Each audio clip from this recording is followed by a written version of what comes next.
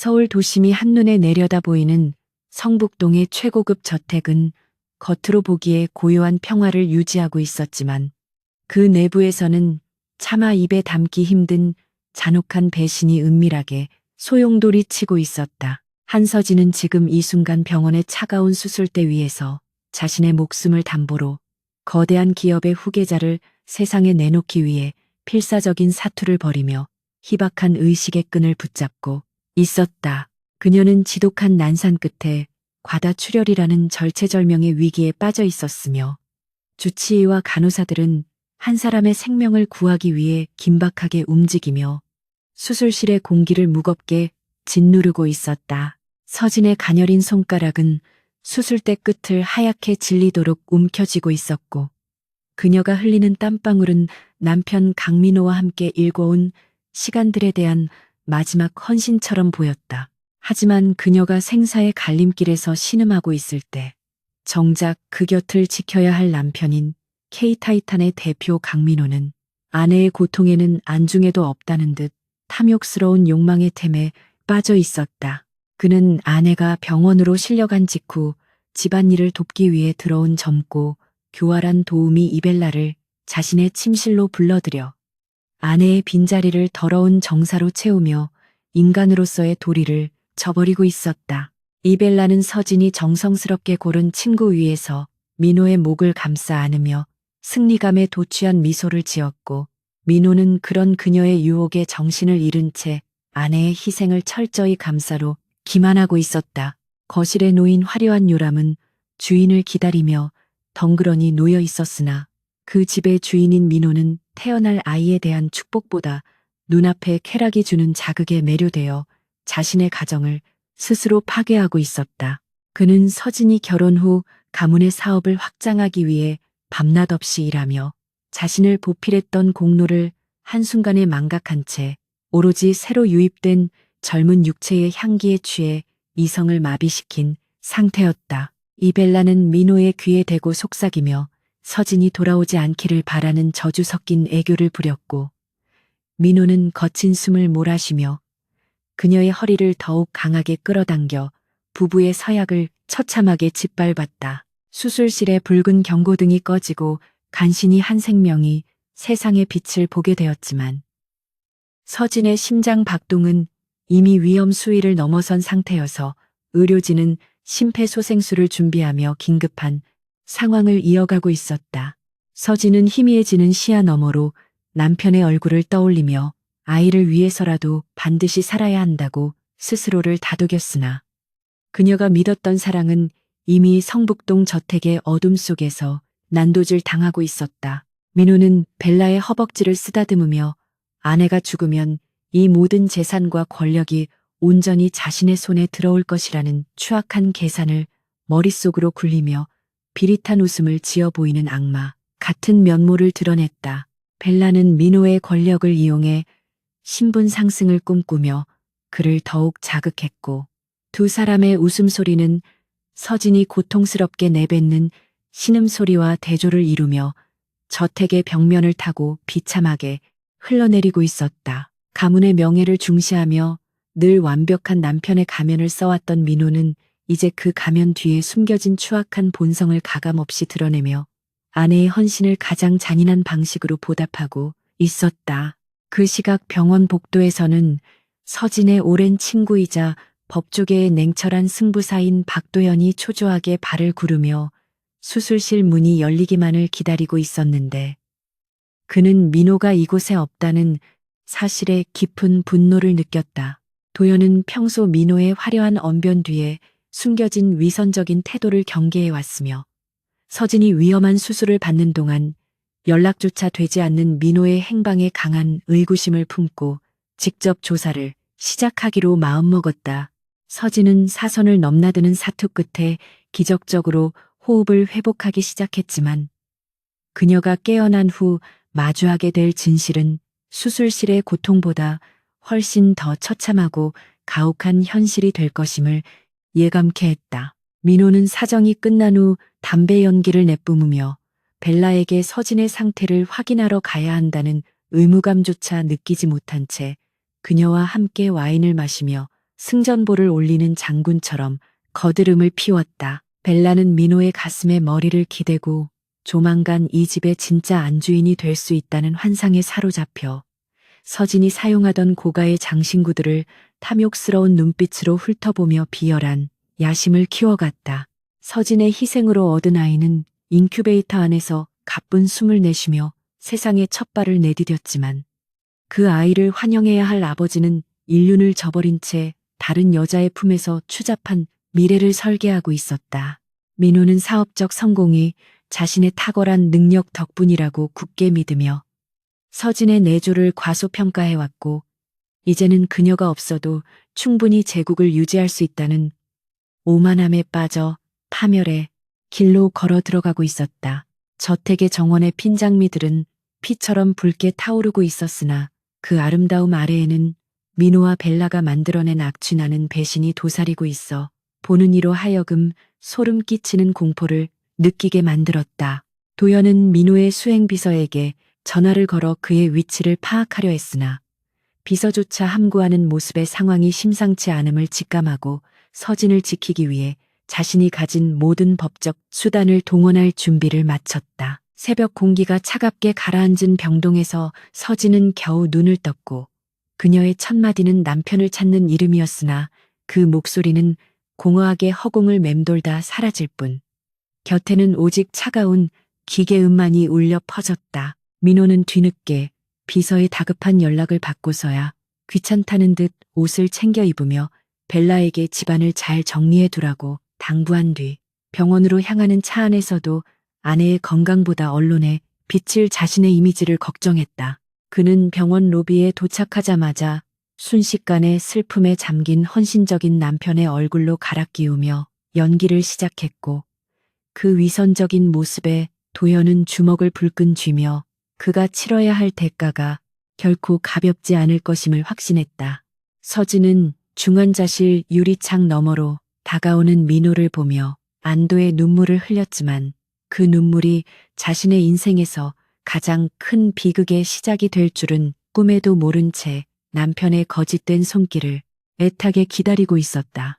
민호는 서진의 손을 잡으며 고생했다고 속삭였지만 그의 손목에서는 벨라가 사용하던 자극적인 향수 냄새가 은은하게 풍겨 나오고 있었고 이는 곧 서진의 예민한 감각을 자극하여 의심의 씨앗을 심게 되었다. 이렇게 한 여자의 목숨을 건 헌신과 한 남자의 파렴치한 배신이 교차하는 가운데 K타이탄 가문을 뒤흔들 거대한 복수의 서막이 오르며 이야기는 걷잡을 수 없는 파국을 향해 치닫기 시작했다. 중환자실의 차가운 공기 속에서 한서진은 간신히 정신을 차렸지만 그녀의 몸은 마치 수천 개의 바늘로 찔리는 듯한 통증에 시달리고 있었고 곁을 지키는 강민호의 가식적인 미소는 오히려 그녀의 본능적인 공포를 자극했다. 민호는 아내의 창백한 손을 잡고 세상에서 가장 다정한 남편인 척 연기하며 눈시울을 붉혔으나 그의 머릿속은 이미 이벨라와 나누었던 음탕한 대화와 앞으로 차지하게 될 서진의 개인 지분과 부동산 자산에 대한 계산으로 가득 차 있었다. 서진은 남편의 소매 끝에서 풍겨오는 낯설고 자극적인 향수 냄새가 결코 병원이나 자신의 취향이 아님을 직감했고 민호가 잠시 전화를 받으러 나간 사이 그의 겉옷 안주머니에서 떨어진 작은 귀걸이 한쪽을 발견하며 심장이 내려앉는 충격을 받았다. 그것은 자신이 집안일을 돕기 위해 고용했던 이벨라가 평소 탐내며 쳐다보던 화려한 디자인의 장신구였으며 이 작은 증거물은 서진이 목숨을 걸고 아이를 낳던 그 시간에 남편이 어디서 무엇을 했는지 잔인하게 증명하고 있었다. 서진은 끓어오르는 분노와 배신감을 억누르며 아직은 자신이 힘이 없음을 깨닫고 눈을 감은 채 잠든 척하며 민호의 동태를 살피기 시작했는데 민호는 아내가 잠든 줄로만 알고 병실 구석에서 벨라와 은밀한 메시지를 주고받으며 낄낄거리고 있었다. 그는 벨라에게 곧 자유의 몸이 될 것이니 조금만 기다리라는 파렴치한 약속을 남겼고 서진은 그가 내뱉는 한마디 한마디가 자신의 가슴에 빗으로 꽂히는 것을 느끼며 눈물조차 나오지 않는 극한의 냉정함을 되찾기 시작했다. 민호는 서진의 재산 관리인에게 전화를 걸어 아내의 건강 상태를 핑계로 대리 서명권을 확보하려 획책했고, 이러한 파렴치한 행보는 서진으로 하여금 그동안 자신이 믿어왔던 사랑이 얼마나 허망한 모래성 위에서 쌓아 올려진 것이었는지 뼈저리게 통감하게 만들었다. 도연은 병실 밖에서 이 모든 상황을 지켜보며 민호의 위선을 눈치챘고, 서진이 깨어났을 때 그녀에게 전달할 조사 보고서를 정리하며 민호의 뒤를 쫓던 사설 탐정으로부터 받은 충격적인 사진들을 한 장씩 넘겨보며 이를 갈았다. 사진 속에는 서진이 수술대에 오르던 그 시각, 민호와 벨라가 고급 레스토랑에서 다정하게 식사를 하고 저택으로 들어가는 모습이 적나라하게 담겨 있었으며, 이는 법정에서 민호의 도덕적 결함을 증명할 결정적인 증거가 될 것이 분명했다.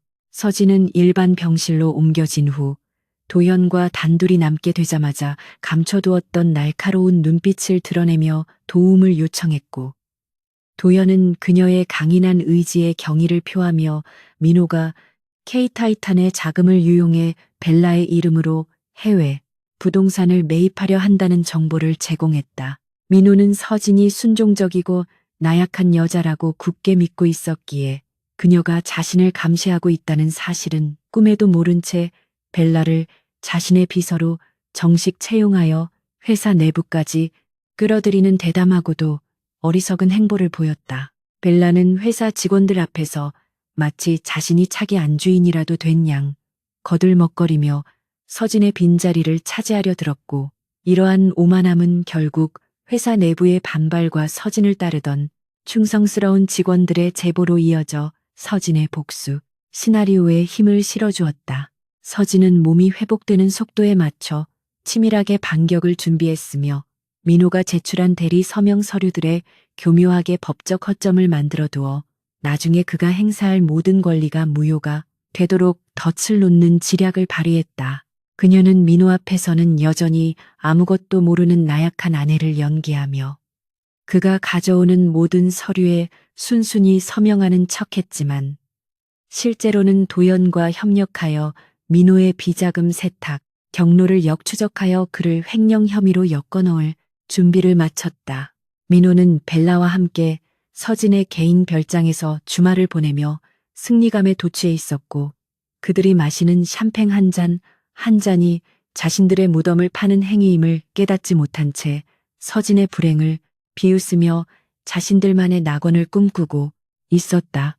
벨라는 민호에게 서진을 요양원으로 보내 영원히 격리시키자고 제안했고, 민호는 그 제안이 아주 합리적이라는 듯 고개를 끄덕이며 아내를 향한 마지막 인간성마저 내팽개치는 잔인함을 보여 서진의 분노를 극에 달하게 만들었다. 서진은 퇴원하는 날 병원 로비에서 기자들을 불러 모아 민호의 헌신적인 간호 덕분에 살 수 있었다는 가식적인 인터뷰를 진행하며 민호를 대중적인 영웅으로 치켜세웠는데, 이는 그가 나중에 추락할 때 더 큰 타격을 입게 하려는 고도의 전략이었다.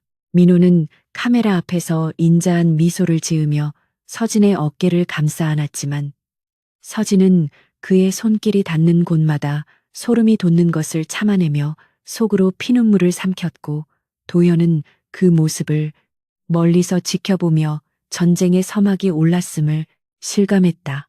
저택으로 돌아온 서진은 벨라가 자신의 옷방에 들어가 고가의 명품백들을 마음대로 만지고 있는 현장을 목격했으나, 화를 내는 대신 오히려 벨라에게 수고가 많다며 고가의 선물을 건네 그녀의 경계심을 완전히 무너뜨리는 노련함을 보였다. 벨라는 서진이 자신을 겁내고 있다고 착각하여 더욱 기세등등해졌고, 민호 또한 서진의 이런 태도에 안심하며 더욱 대담하게 비자금을 조성하기 시작했으나, 이 모든 것은 서진이 설계한 거대한 함정의 일부였을 뿐이었다. 민호는 K타이탄의 핵심 기술을 경쟁 업체에 넘기고 막대한 뒷돈을 챙기려는 위험한 도박을 시작했는데, 서진은 이미 그 거래의 중간책을 포섭하여 민호가 건네는 모든 정보가 가짜로 대체되도록 조작함으로써 그가 계약 위반으로 파멸하게 만들 장치를 마련했다. 도연은 서진에게 민호의 배신 행위가 담긴 녹취록과 영상 자료들을 건네며 이제 때가 되었음을 알렸고, 서진은 아이의 흔들침대를 바라보며 이 아이를 지키기 위해서라도 가해자들에게 가장 비참한 최후를 선사하겠다고 굳게 다짐했다. 민호는 자신이 조만간 업계의 제왕이 될 것이라는 착각 속에 빠져 벨라와 함께 축배를 들고 있었지만 그들의 머리 위로는 이미 법과 정의라는 이름의 거대한 단두대가 서서히 내려오고 있었으며 서진의 차가운 미소는 그 단두대의 서슬퍼런 칼날처럼 번뜩이고 있었다. 이제 서진은 더 이상 피해자가 아닌 심판자로서 민호의 앞에 설 준비를 마쳤으며 그녀가 내딛는 한 걸음 한 걸음은 민호의 제국을 뿌리째 흔들 강력한 폭풍이 되어 다가오고 있었다. 한서진은 집안 곳곳에 은밀하게 설치된 감시 카메라를 통해 강민호와 이벨라가 거실 소파에서 서슴없이 애정 행각을 벌이는 장면을 침실 모니터로 지켜보며 차가운 분노를 사귀고 있었다. 민호는 아내가 아이를 돌보느라 정신이 없는 틈을 타 벨라에게 고가의 다이아몬드 목걸이를 걸어주며 그녀를 조만간 K타이탄의 홍보이사 자리에 앉히겠다는 허무맹랑한 약속을 남발하고 있었다.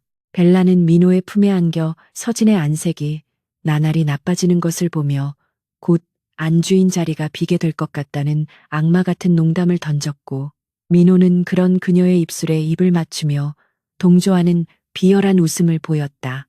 서진은 두 사람의 대화가 녹음되는 소리를 들으며 민호가 자신의 재산을 빼돌리기 위해 서류를 조작하고 있다는 사실을 확정지었으며 그가 믿고 있는 측근 중 한 명을 이미 자신의 사람으로 포섭하여 가짜 장부를 전달하도록 유도했다. 민호는 자신이 빼돌린 자금이 안전하게 해외 계좌로 흘러들어가고 있다고 확신하며 벨라와 함께 해외 도피 계획까지 세우고 있었으나 그 계좌는 이미 서진과 박도연이 설치한 금융 함정이었을 뿐이었다.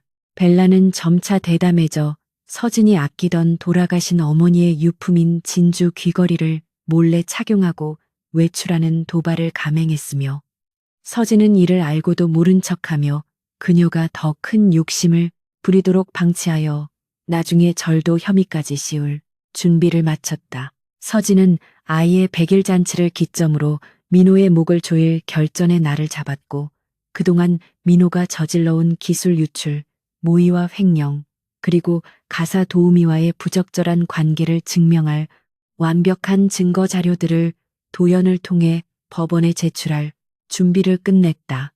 민호는 회사 내에서 서진의 세력을 축출하기 위해 이사회를 소집하여 자신의 신복들을 요직에 배치하려 시도했으나 이미 서진은 이사들의 약점을 파악하거나 정당한 명분을 제시하여 대다수의 지지를 확보해 둔 상태였다. 회의장에서 민호는 자신이 압도적인 지지를 받을 것이라 예상하며 당당하게 입장했지만 이사들의 냉담한 반응과 서진의 여유로운 미소를 마주하고는 무언가 잘못 돌아가고 있다는 불안감에 휩싸여 식은땀을 흘리기 시작했다. 벨라는 회사 로비에서 서진을 마주치자 일부러 어깨를 부딪히며 무례하게 굴었지만 서진은 오히려 벨라의 귀에 대고 조만간 네가 있을 곳은 이 화려한 빌딩이 아니라 차가운 감옥, 창살 안이 될 것이라고 나지막이 경고하여 벨라를 당황하게 만들었다.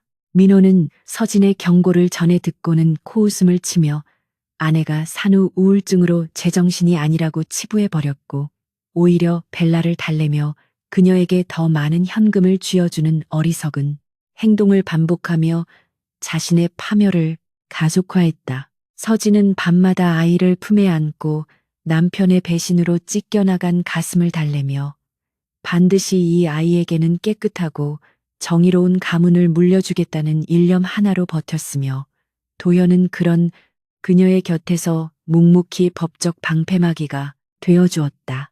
도연은 민호가 벨라를 위해 구입한 펜트하우스의 매입 자금이 K타이탄의 공금에서 나왔다는 결정적인 금융거래 내역을 확보했으며 이는 민호를 단순한 불륜남이 아닌 중범죄자로 몰아넣을 수 있는 강력한 무기가 되었다. 민호는 자신의 범죄 행각이 만천하에 드러날 줄은 상상도 못한 채 벨라와 함께 찍은 은밀한 사진들이 서진의 손에 들어갔다는 사실도 모른 채 여전히 대중 앞에서는 인꼬부부인 척 연출하는 가증스러운 태도를 유지했다. 벨라는 서진이 아이를 데리고 정원을 산책할 때 일부러 다가가 아이의 유모차를 거칠게 다루며 서진의 모성애를 자극하려 했으나 서진은 눈 하나 깜빡이지 않고 벨라의 뺨을 강하게 내리치며 주인과 종의 신분을 확실히 각인시켰다. 이 사건으로 민호는 서진에게 크게 화를 내며 이혼을 요구했지만 이는 오히려 서진이 기다리던 바였으며 그녀는 미리 준비한 이혼 합의서와 함께 민호의 추문이 담긴 서류 뭉치를 그의 눈앞에 던져주며 비릿한 미소를 지어 보였다. 민호는 서류 속의 사진들과 거래 내역을 보고 안색이 흑빛으로 변했으며 자신이 쌓아올린 모든 명성이 한순간에 무너질 위기에 처하자 서진의 발밑에 엎드려 목숨만은 살려달라고 애걸복걸하는 비굴한 모습을 보였다. 하지만 서진은 냉정하게 그의 손을 뿌리치며 당신이 내가 수술대 위에서 피를 흘릴 때 벨라와 즐겼던 그 순간을 기억하느냐고 물었고 민호는 아무런 대답도 하지 못한 채 바들바들 떨며 자신의 죄악이 가져온 대가를 실감하기 시작했다. 벨라는 상황이 불리하게 돌아가자 민호가 시켜서 한 일이라며 모든 책임을 그에게 떠넘기려 했고 이를 들은 민호는 배신감에 벨라의 멱살을 잡으며 두 사람 사이의 추악한 연대는 서로를 헐뜯는 진흙탕 싸움으로 변질되었다. 서진은 거실 한복판에서 서로를 향해 저주를 퍼붓는 두 인간 이하의 존재들을 경멸 어린 시선으로 바라보며 이제 진정한 심판의 시간이 다가왔음을 직감하고 도연에게 경찰과 검찰에 제보한 자료들을 공개하라는 신호를 보냈다. 민호는 급히 해외로 도주하기 위해 공항으로 향하는 차를 불렀지만 이미 그의 모든 신용카드와 계좌는 동결된 상태였으며 집 대문을 나서기도 전에 대기하고 있던 수사관들에 의해 수갑이 채워지는 비참한 신세가 되었다. 벨라 또한 현장에서 공범 및 절도 혐의로 긴급 체포되었으며 그녀가 걸치고 있던 모든 명품 의류와 보석들은 압수 대상이 되어 그녀의 허영심 가득했던 꿈은 순식간에 산산조각이 나버리고 말았다. 언론사들은 K타이탄 CEO의 충격적인 사생활과 범죄 행각을 대대적으로 보도하기 시작했고 민호는 카메라 세례 속에서 얼굴을 가린 채 끌려가며 자신이 그토록 무시했던 아내의 손바닥 위에서 놀아났음을 깨닫고 절규했다. 서진은 무너져 내리는 민호의 뒷모습을 보며 단 한 방울의 눈물도 흘리지 않았고 오로지 자신의 아이를 지켜냈다는 안도감과 함께 앞으로 펼쳐질 새로운 세상을 향해 당당히 고개를 들고 걸어나갈 준비를 마쳤다. 이로써 평화로운 저택을 뒤덮었던 어두운 그림자는 걷히기 시작했고 배신과 탐욕으로 가득 찼던 공간은 서진의 강력한 의지에 의해 정화되어가며 악인들의 비참한 몰락을 알리는 조종이 울려 퍼졌다. 강민호가 수사관들에게 연행된 직후 성북동 저택에는 차가운 침묵이 감돌았지만 한서진의 머릿속은 그 어느 때보다 명석하게 돌아가고 있었으며 그녀는 이제 단순히 남편을 파멸시키는 것을 넘어 K타이탄의 경영권을 완전히 장악하기 위한 행보에 박차를 가했다. 민호는 구치소에 수감된 상태에서도 자신의 인맥을 동원해 권력을 회복하려 발악했으나 그가 믿었던 정재계의 인맥들은 이미 서진이 확보한 비리 장부와 불법 비자금 내역이 언론에 공개될까 두려워하며 일제히 그를 외면하고 등을 돌려버리는 냉혹한 현실을 마주했다. 벨라 역시 유치장에서 민호와의 관계를 전면 부인하며 자신은 강압에 의한 피해자라고 주장했으나 서진이 미리 설치해둔 감시 카메라에 담긴 그녀의 능동적인 유혹 장면과 탐욕스러운 대화 내용이 담긴 영상 증거 앞에서는 더 이상 도망갈 구멍이 없음을 깨닫고 절망에 빠져 울부짖었다. 서진은 민호의 부재로 인해 흔들리는 회사를 안정시키기 위해 긴급 이사회를 소집했으며 그 자리에서 민호가 경쟁업체에 넘기려 했던 가짜 기술 정보가 실은 그를 함정에 빠뜨리기 위해 자신이 설계한 고도의 전략이었음을 밝히며 이사들의 경외심을 이끌어냈다. 박도연은 법률 대리인으로서 민호의 유죄를 확정짓기 위한 마지막 퍼즐 조각들을 맞추어 나갔으며 특히 민호가 아내의 수술 당일 병원비 결제를 거부하고 벨라와의 호텔 투숙비를 법인 카드로 결제한 내역을 찾아내어 그의 도덕적 파멸을 법정에서 만천하에 공표할 준비를 마쳤다. 서진은 남편의 배신으로 입은 정신적 충격에도 불구하고 아이를 돌보며 경영 전면에 나서는 초인적인 강인함을 보였고 그녀를 과소평가했던 주주들은 서진의 탁월한 사업 수완과 위기 관리 능력에 감탄하며 그녀를 새로운 지도자로 인정하기 시작했다. 민호는 변호인을 통해 서진에게 합의를 종용하며 자신의 지분 일부를 넘기겠다는 비굴한 제안을 보내왔지만 서진은 그 제안서를 가차없이 찢어버리며 당신이 가진 모든 것은 이미 내 손에 들어왔거나 곧 사라질 운명이라며 단호하게 거절의 의사를 전달했다. 벨라는 감옥 안에서 다른 수감자들에게 괴롭힘을 당하며 비참한 나날을 보내게 되었고 그녀가 그토록 갈구했던 부귀영화는 하룻밤의 꿈처럼 사라진 채 오직 범죄자라는 낙인만이 그녀의 이마에 깊게 새겨져 평생을 따라다닐 지독한 저주가 되었다. 서진은 민호가 은밀하게 관리해온 해외 유령 회사의 실체를 파악하기 위해 국제금융조사 전문가들을 고용했으며 그 과정에서 민호가 단순히 횡령을 저지른 것이 아니라 국가적 핵심 기술을 유출하려 했던 반국가적 범죄 정황까지 포착하여 그를 영원히 사회에서 매장시킬 치명적인 무기를 손에 넣었다. 민호는 뒤늦게 자신의 비서마저 서진의 첩자였다는 사실을 알게 되었고 자신이 가장 믿었던 사람들에게 배신당했다는 사실에 분노하며 벽에 머리를 들이받는 등 자포자기한 심정을 드러냈으나 그를 동정하는 사람은 세상 어디에도 존재하지 않았다.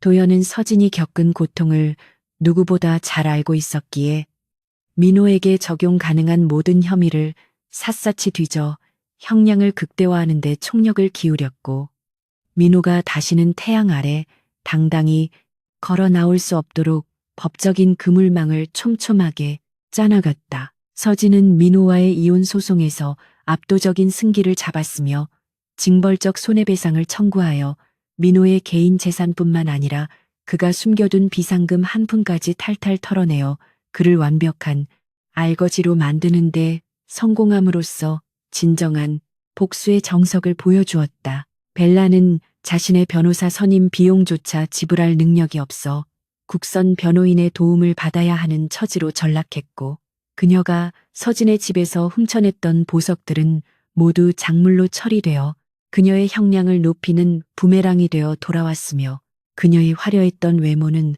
수감 생활의 고단함 속에 급격히 시들어갔다.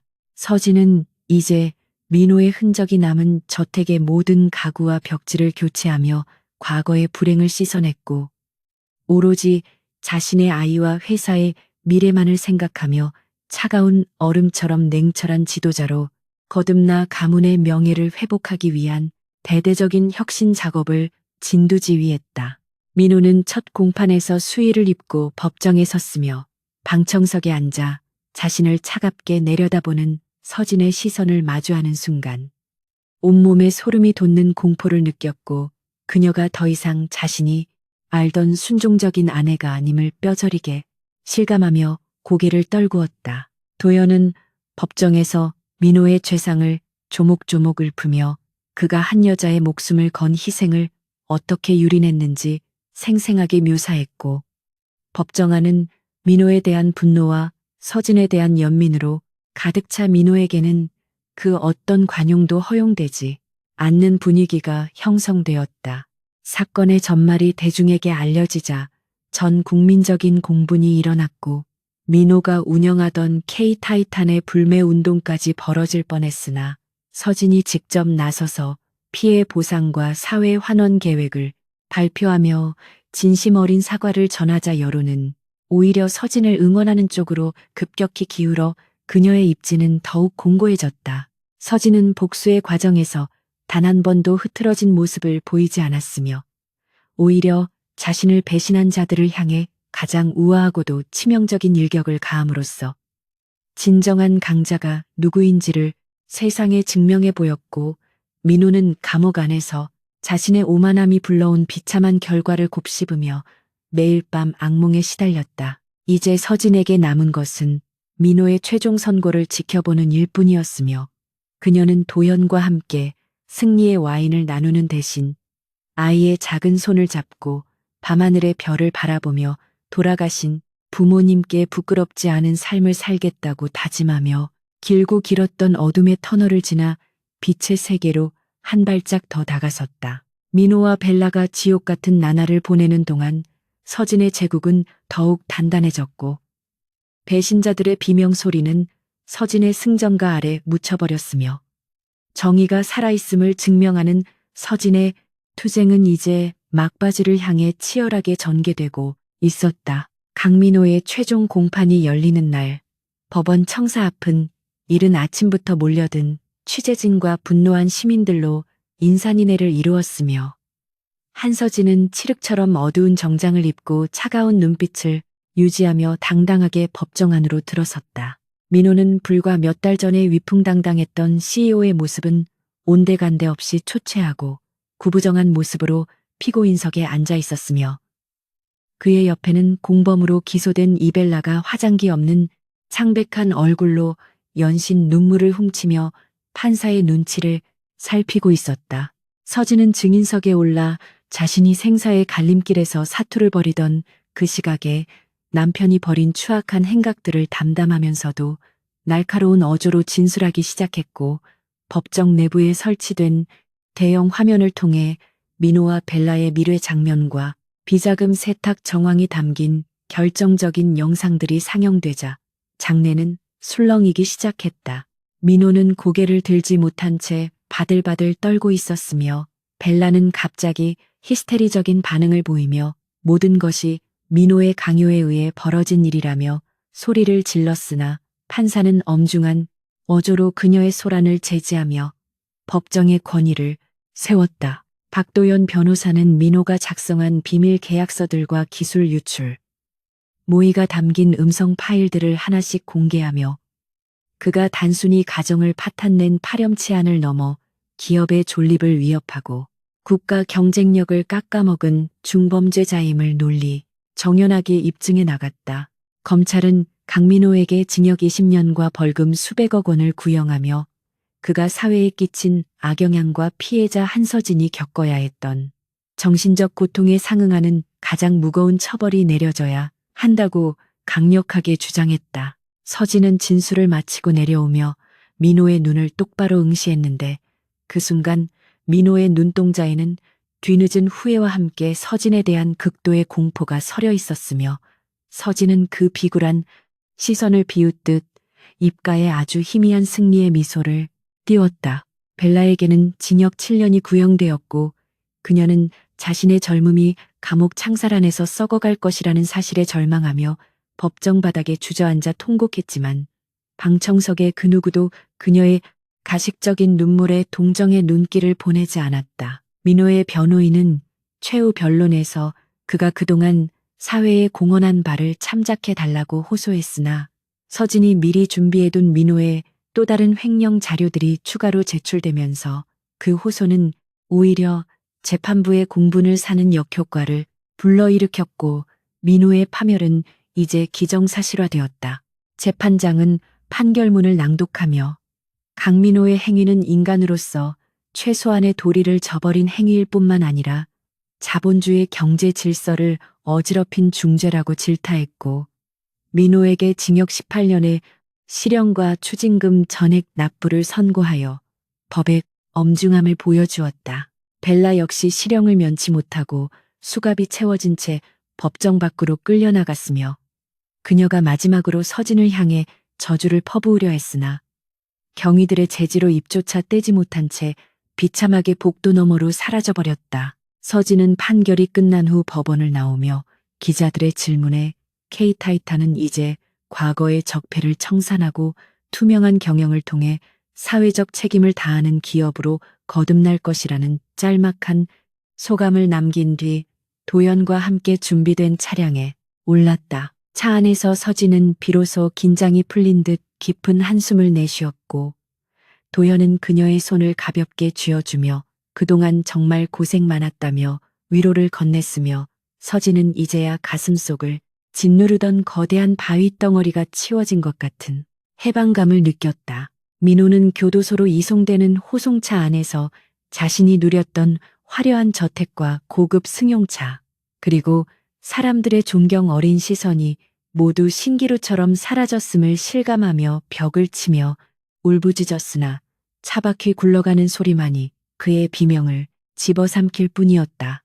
벨라는 여성 교도소에 입소하자마자 텃세가 심하기로 유명한 방에 배정되어 고된 노동과 엄격한 규율 속에서 살아가게 되었고 그녀가 그토록 탐냈던 서진의 보석 대신 무거운 죄수의 번호표를 가슴에 달고 매일 아침 차가운 새순물로 눈물을 닦아야 했다. 서진은 저택으로 돌아와 아이를 안아 올리며 이제 네 아버지가 저지른 죄의 대가는 모두 치러졌으니 너는 오직 정의로운 길만을 걷게 하겠다고 속삭였고 아이의 해맑은 웃음은 서진의 찢긴 마음을 치유하는 유일한 연고가 되어 주었다. 민호가 감옥에서 복역하는 동안 그의 이름은 K타이탄의 역사에서 지워졌으며 서진은 민호가 숨겨두었던 마지막 비자금까지 찾아내어 이를 미혼모 지원단체와 소아암 환자들을 위한 기금으로 전액 기부함으로써 진정한 노블레스 오블리주를 실천하는 경영자로 칭송받기 시작했다. 민호는 감옥 안에서 서진의 성공 소식을 신문을 통해 접하며 질투와 분노로 미쳐갔지만 정작 그를 면회오는 사람은 단 한 명도 없었고 그가 그토록 아꼈던 벨라조차 민호를 고소하며 형량 경감을 시도했다는 소식에 인간 관계의 덧없음을 뼈저리게 느꼈다. 도연은 서진의 곁에서 법무총괄 이사로서 그녀의 경영을 보좌하며 두 사람 사이에 묘한 신뢰와 애정이 싹트기 시작했으나 서진은 서두르지 않고 오로지 아이의 성장과 회사의 도약에 집중하며 자신의 삶을 주도적으로 개척해 나갔다. 이로써 목숨을 건 희생을 배신으로 갚았던 어리석은 CEO의 제국은 완전히 멸망했고 그 폐허 위에 서진이 세운 새로운 질서는 더욱 견고하고 아름답게 피어나며 악인들에게는 영원한 고통을 의인에게는 찬란한 영광을 선사했다. 시간은 무심하게 흘러 어느덧 5년이라는 세월이 지났고 강민호가 수감된 교도소의 겨울은 바깥 세상보다 훨씬 혹독하고 매서웠는데 그는 이제 더 이상 화려한 제왕이 아닌 번호 4028번으로 불리며 가장 비참한 밑바닥 인생을 살아가고 있었다. 한때 대한민국 재계를 호령하던 그였지만 지금은 좁은 독방에서 웅크린 채 칼바람이 들어오는 창틈을 신문지로 막으며 덜덜 떨고 있었고 동상에 걸려 퉁퉁 부은 손가락은 그가 과거의 펜대를 굴리며 수천억을 움직이던 손이라고는 믿을 수 없을 만큼 투박하고 흉물스럽게 변해 있었다. 민호는 매일 아침 6시에 기상하여 차가운 물로 세수하고 변기 청소를 도맡아 하는 굴욕적인 일상을 반복해야 했으며 같은 방을 쓰는 흉악범들은 전직 CEO였던 그를 조롱거리로 삼아 툭하면 발길질을 해대거나 식사 시간을 방해하며 그가 가진 마지막 자존심마저 짓밟아 놓았다. 그는 밤마다 차가운 바닥에 누워 서진이 목숨을 걸고 아이를 낳던 그날 자신이 저질렀던 만행을 떠올리며 후회의 눈물을 흘렸지만 그 눈물은 이미 엎질러진 물을 주워 담을 수 없는 무력한 탄식에 불과할 뿐이었다. 교도소 운동장에 나가는 시간조차 민호에게는 고역이었는데 담장 너머로 보이는 높은 빌딩 숲 어딘가에 자신이 잃어버린 제국이 있다는 사실이 그를 미치도록 괴롭혔기 때문이었고 가끔 스쳐 지나가는 신문 조각에서 K타이탄의 눈부신 성장 소식을 접할 때마다 가슴이 찢어지는 듯한 고통을 느꼈다. 서진은 민호가 구속된 이후 회사의 부실한 사업부를 과감하게 정리하고 투명한 경영 시스템을 도입하여 창사 이래 최대의 흑자를 기록하고 있었으며 그녀의 리더십은 위기 속에서 빛을 발하는 다이아몬드처럼 더욱 단단하고 영롱하게 빛나고 있었다. 민호는 자신이 경영할 때는 상상조차 할 수 없었던 혁신적인 성과들이 서진의 손끝에서 이루어지는 것을 보며 자신의 능력이 그녀보다 우월하다 믿었던 지난날의 오만함이 얼마나 어리석었는지 뼈저리게 통감했다. 수감 동기들은 텔레비전에 나오는 서진을 보며 찬사를 보냈고 그럴 때마다 민호는 고개를 숙인 채 쥐구멍이라도 찾고 싶은 심정으로 수치심을 삼켜야 했으며 그가 할 수 있는 일이라곤 낡은 성경책을 붙잡고 의미 없는 기도를 올리는 것뿐이었다. 한편 이벨라는 형기를 마치고 가석방으로 세상에 나왔지만 그녀를 기다리는 것은 자유의 기쁨이 아니라 사회의 차가운 냉대와 철저한 고립이었으며 그녀의 화려했던 미모는 수감 생활의 고초로 인해 급격히 노화되어 예전의 생기를 찾아볼 수 없었다. 그녀는 과거에 어울렸던 부유층 지인들에게 연락을 취해보았지만 모두가 범죄자인 그녀를 벌레 보듯 피하며 전화를 차단했고 결국 그녀는 생계를 유지하기 위해 변두리의 낡은 식당에서 설거지를 하며 하루하루를 연명해야 하는 처량한 신세가 되었다. 벨라는 거친 세제 도구로 인해 갈라진 자신의 손을 내려다보며 한때 민호의 품에서 다이아몬드 반지를 끼고 샴페인을 마시던 시절을 회상했지만 그 기억은 이제 그녀를 더욱 비참하게 만드는 고문 도구가 되어 그녀의 심장을 갉아먹었다. 어느 날 그녀는 식당 텔레비전에서 서진이 올해의 경영인 대상을 수상하는 장면을 목격하고는 질투와 회한이 뒤섞인 감정에 휩싸여 주저앉아 오열했지만 식당 주인은 시끄럽다며 그녀에게 욕설을 퍼부을 뿐 그 누구도 그녀의 몰락을 동정하지 않았다. 서진은 경영인으로서 최고의 위치에 올랐지만 결코 자만하지 않고 매주 주말이면 아들 준호와 함께 봉사 활동을 다니며 아이에게 진정한 부의 가치는 나눔과 책임에 있다는 사실을 몸소 가르치고 있었다. 준호는 민호의 이기적인 유전자를 물려받지 않고 서진의 따뜻한 심성과 강인함을 닮아 밝고 건강하게 자라났으며 서진은 아이가 아빠의 부재를 느끼지 않도록 2배의 사랑으로 보살피며 완벽한 가정을 꾸려 나갔다. 박도연은 이제 서진의 든든한 사업 파트너이자 준우의 대부로서 그들의 곁을 지키고 있었는데 두 사람 사이에는 굳이 말로 표현하지 않아도 통하는 깊은 신뢰와 은근한 애정이 흐르고 있어 주변 사람들은 그들이 조만간 좋은 소식을 들려줄 것이라 기대하고 있었다. 서진은 도연과 함께 회사 옥상 정원에 올라 화려하게 빛나는 도심의 야경을 내려다보며 지난 5년간의 치열했던 전쟁을 회상했는데 그 전쟁터에서 살아남아 승리의 깃발을 꽂은 지금 이 순간이 마치 꿈만 같으면서도 자신이 흘린 피와 땀의 정당한 대가임을 확신했다. 민호는 교도소 안에서 서진에게 수차례 참회의 편지를 보냈으나 서진은 그 편지들을 뜯어보지도 않고 모두 불태워 버렸는데 이는 민호가 진정으로 뉘우쳐서가 아니라 자신의 곤궁한 처지를 벗어나기 위해 얄팍한 동정심을 유발하려는 수작임을 꿰뚫어 보았기 때문이었다. 실제로 민호는 편지를 보내면서도 뒤로는 변호사를 통해 재산 분할 소송을 다시 제기할 방법이 없는지 알아보는 등 여전히 탐욕의 끈을 놓지 못하고 있었으나 이미 모든 법 판결은 확정되었고 그에게 남은 기회는 전무했다. 교도소장은 민호의 이중적인 태도를 보고 그를 모범수 명단에서 제외시켰으며 이로 인해 민호가 기대했던 가석방 심사마저 부결되어 그는 남은 형기를 꼬박 채워야 하는 절망적인 상황에 직면하게 되었다. 민호는 면회실 유리창에 비친 자신의 늙고 추레한 얼굴을 마주하며 자신이 한때 세상을 다 가진 듯 거만하게 굴었던 그 잘난 강민호가 맞는지 자문해 보았지만 돌아오는 것은 공허한 메아리와 깊은 탄식뿐이었다.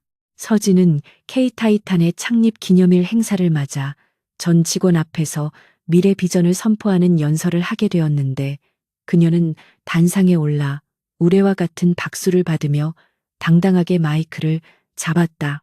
그녀는 과거에 부패했던 경영 방식을 일소하고 윤리 경영과 상생을 최우선 가치로 삼은 결과 회사가 비약적으로 발전할 수 있었다고 강조하며 이 모든 영광을 묵묵히 따라와준 임직원들에게 돌리는 겸손함을 보였다. 연설 도중 화면에는 회사의 사회공헌 활동 영상이 상영되었는데 그 속에는 서진과 준우가 환하게 웃으며 봉사하는 모습이 담겨 있어 보는 이들의 가슴을 뭉클하게 만들었고, 이는 민호가 재임 시절 보여주었던 허세 가득한 홍보 영상과는 질적으로 다른 진정성을 담고 있었다.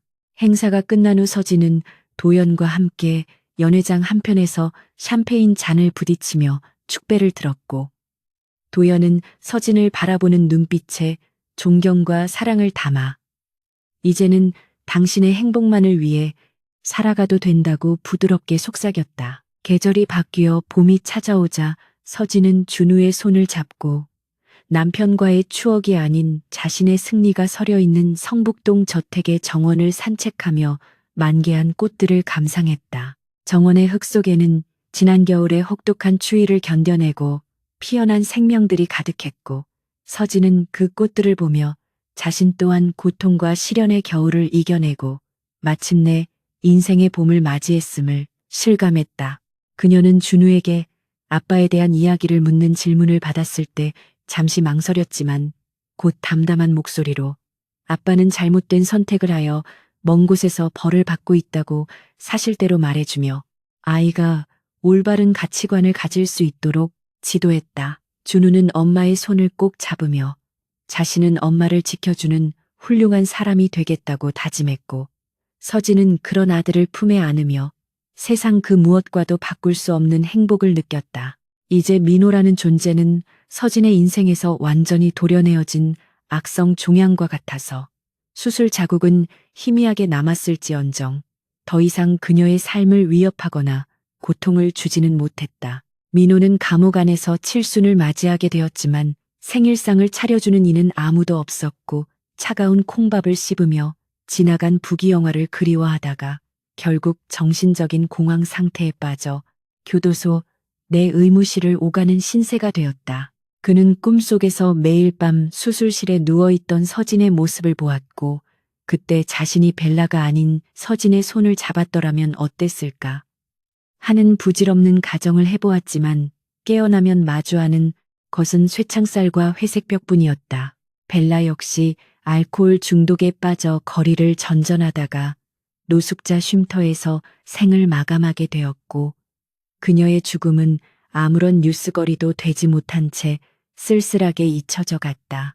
악인들이 각자의 지옥에서 고통받는 동안 서진의 제국은 세계로 뻗어나가 글로벌 기업으로서의 위상을 확고히 했으며 그녀는 여성 경영인들의 롤모델이자 시대의 아이콘으로 추앙받게 되었다. 이야기는 이렇게 배신과 탐욕으로 시작되었으나 정의와 헌신으로 마무리되었고 서진이 보여준 불굴의 용기는 많은 사람들에게 희망의 증거가 되었다. 마지막 장면에서 서진은 자신의 집무실 창가에 서서 떠오르는 태양을 바라보았는데 그 붉은 빛은 그녀가 흘렸던 피눈물을 씻어내고 새로운 내일을 비추는 축복의 빛처럼 느껴졌다. 도연이 문을 열고 들어와 결제 서류와 함께 따뜻한 커피 한 잔을 건네자 서진은 그를 향해 환한 미소를 지어 보였고 두 사람의 시선이 마주치는 순간 집무실 안은 평온하고 따스한 공기로 가득 채워졌다. 책상 위에는 준우가 그린 가족 그림이 액자에 담겨 있었는데 그 그림 속에는 서진과 준우 그리고 도연으로 보이는 남자가 나란히 손을 잡고 웃고 있어 이제야 비로소 완성된 가족의 모습을 보여주고 있었다. 서진은 커피를 한 모금 마시며 마음속으로 조용히 읊조렸다. 정의는 더디게 올지라도 반드시 찾아오며 진실은 결코 침몰하지 않는다. 그녀는 이제 과거의 상처를 훈장처럼 가슴에 달고 더 넓은 세상, 더 밝은 미래를 향해 힘찬 발걸음을 내디뎠으며 그녀의 뒤로는 찬란한 아침 햇살이 눈부시게 쏟아져 내리고 있었다.